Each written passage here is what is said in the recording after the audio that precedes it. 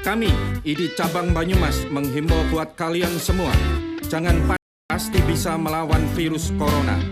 Ayo warga Banyumas, bersatu kita pasti bisa. Bisa! Salam sehat bagi kita semua. Pemirsa, kita lanjutkan segmen yang kedua kepada Dr. Wahyu. Sebenarnya tadi sudah disampaikan Dr. Zainuri, tapi mohon penegasan di dalam kehidupan sehari-hari sebenarnya virus ini di kursi, di meja, kemudian di handphone atau di benda kita sehari-hari ini bisa bertahan berapa lama, dan disinfektan apa sebenarnya yang paling aman dan bisa digunakan.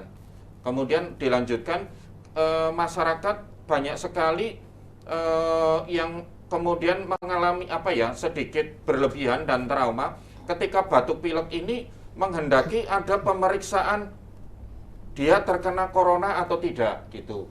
Ada tidak yang memfasilitasi yang sudah dikenal di luar itu rapid test gitu, rumah sakit mana yang bisakah peserta mandiri periksa itu, bisakah orang tanpa ada gejala apa-apa tiba-tiba periksa di laborat mana yang bisa, biayanya berapa, dan sebenarnya ini bermanfaat tidak secara evidence atau dari ilmu medis, bisa dipertanggungjawabkan enggak rapid test ini? Terima kasih Dr. Nugroho. Jadi untuk yang pertanyaan pertama tadi, berapa lama virus itu masih bisa hidup kalau dia tinggal di permukaan?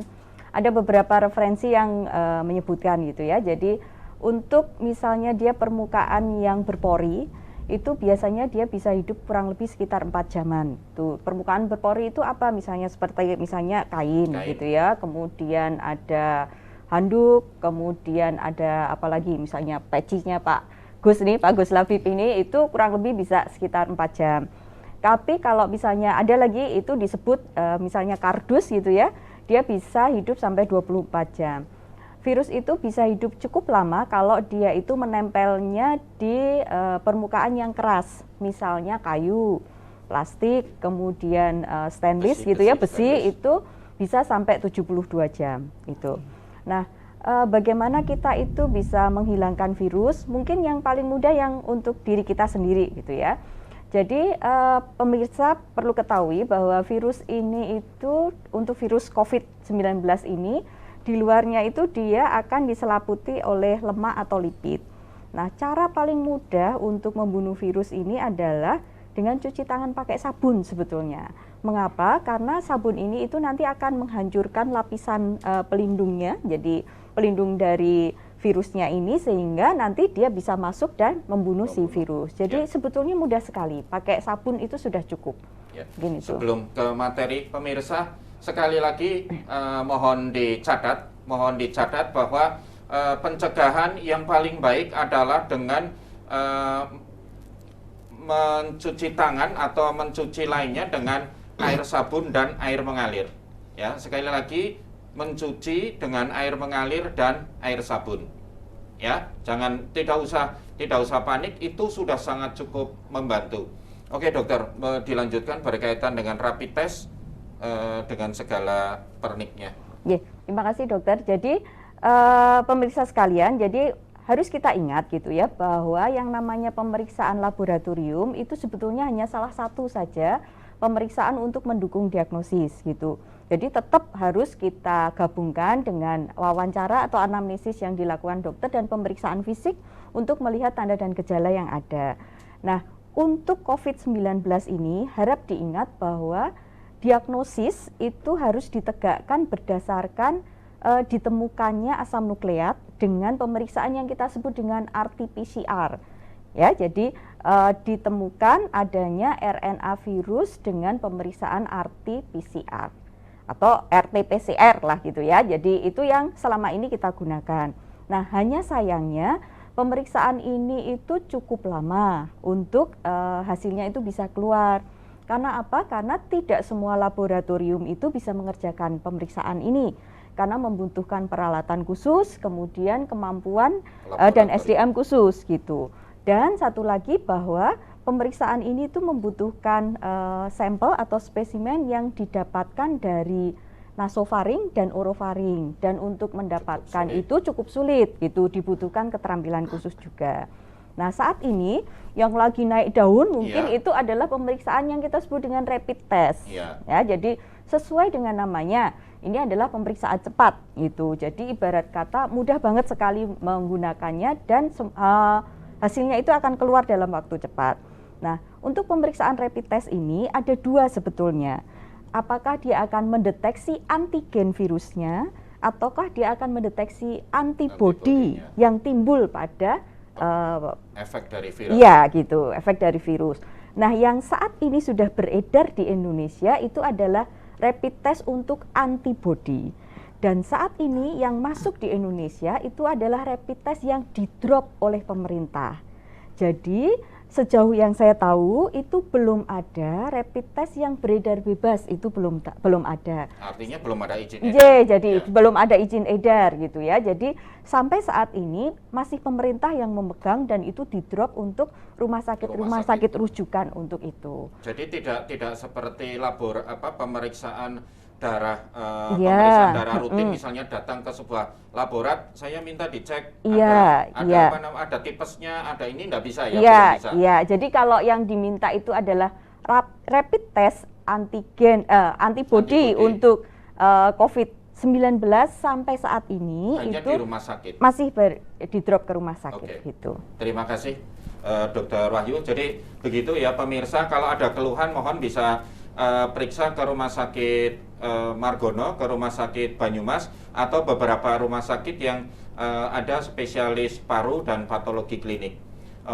Tahap yang kedua, Dr. Zainuri, mohon dijelaskan bagaimana SPO pemakaman secara yang benar, secara prosedural, dan Pak Gus Kiai Labib, mohon nanti apakah yang dilakukan oleh tim dokter itu termasuk pembungkusannya dan sebagainya secara fikih nanti dibenarkan apa enggak? Dr. Zainuri dulu dong. Pemakaman atau perawatan? Mulai dari tadi setelah dimandikan kan perlu dibungkus apa, kafan saja atau perlu apa gitu? Ya, jadi setelah dimandikan kemudian dikafani. Ya. Setelah dikafani itu kan tetap bisa saja caranya masih ada yang tersisa ya. Jadi tidak yang setelah dibersihkan kemudian hilang semua kan enggak. Kemudian kita jaga dengan cara dibungkus dengan plastik. Bungkus dengan plastik itu juga karena ini masih di dalam ruang isolasi, sehingga mungkin saja masih ada virus yang luar itu masih nempel itu. Sehingga kita tetap lakukan lakukan desinfeksi lagi dengan desinfektan, kemudian dibawa masukkan ke dalam peti. Nanti petinya sudah dikasih bola-bola tanah gitu ya. Kemudian kita paku dan itu nggak boleh dibawa kembali. Karena untuk plastiknya ini hanya dibungkus plastik atau kedap udara atau cara membungkusnya bagaimana? Kan banyak yang tanya ini kan bisa bocor dan lain sebagainya, dokter. Itu kan dibungkus sampai 3 lapis itu. Sampai 3 lapis, tapi tidak kedap udara ya? Tidak kedap udara. Tidak kedap udara. Petinya pun pada dilapisi sama plastik kedap air. Plastiknya juga dilapisi dengan kedap air. Kedap air. Kalau di makam plastik bisa bertahan berapa lama itu, dokter? Plastik kan tidak diurai di tanah. Diurai, ya? Dia tetap saja ada di situ. Kalau petinya kan mungkin kayu bisa aja amblong, tapi kan tertutup oleh plastik. Atau juga setelah itu kan jenazah busuk sudah tidak ada virus. Tidak ada virus, jadi nggak usah khawatir masyarakat itu. Karena pemakamannya juga sama. Tidak perlu khawatir. Kenapa kok terus petugas pakai baju pengaman? Ya karena dia megang peti. Kan tadi saya bilang setelah dimandikan tidak semuanya otomatis semuanya hilang. Masih ada sisa-sisa. Bahkan di peti pun misalnya petugasnya waktu megang tadi masih ada sisa-sisanya gitu loh. Sehingga pemakam ya pakai pelindung. Semua yang hadir juga wajib pakai masker, masa petugas nggak boleh pakai masker. Kemudian pakai sarung tangan, handscoon, kemudian pakai selame gitu aja. Itu sama sepatu cukup itu. Cukup dan cukup aman.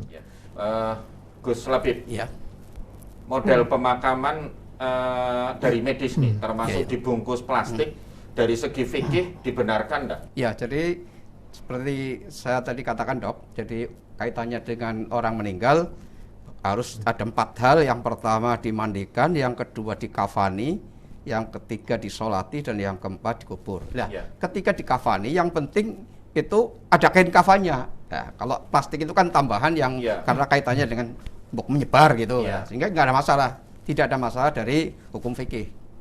Bahkan itu juga ada edaran dari PBNU hampir sama dengan itu.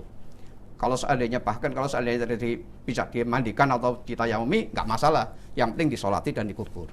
Ya, jadi banyak yang mempermasalahkan dibungkus plastik ini kurang afdol, hampir dikatakan seperti mitos-mitos seperti susuk gitu, menghambat gitu. Enggak, Tidak ya.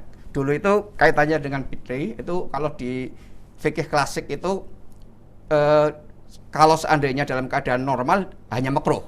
Tapi kalau ada masalah itu malah seharusnya. Misalnya tanah longsor, kemudian tanah digali, kemudian keluar air, itu malah seyogianya pakai fitri. Dan dalam ini karena COVID-19 itu nggak masalah. Ya. Pak Gus Labib dan Dr. Zainuri, ini ada kemarin juga di tempat kita ada menanyakan Pak seorang kiai menanyakan begini, dokter, kalau memang dalam hitungan tidak lebih dari 24 jam kuman sudah mati, kenapa pemakaman tidak kita tunda? Kemudian kita makamkan seperti biasa, kita sholati juga jamaahnya banyak gitu. Ini mohon tinjauan dari sisi medis, kemudian dari sisi fikih, menunda dengan pemakaman yang normatif, kemudian atau memang karena ada efek bahaya, kemudian tetap sebaiknya seperti medis. Nanti setelah kita simak informasi berikut ini, pemirsa, nanti kita tunggu komentar pembahasan dari Dr. Zainuri dan Gus Labib. Kita simak informasi berikut ini. Kami, ID Cabang Banyumas, menghimbau buat kalian semua, jangan pasti bisa melawan virus corona. Ayo warga Banyumas, bersatu kita pasti bisa. Bisa.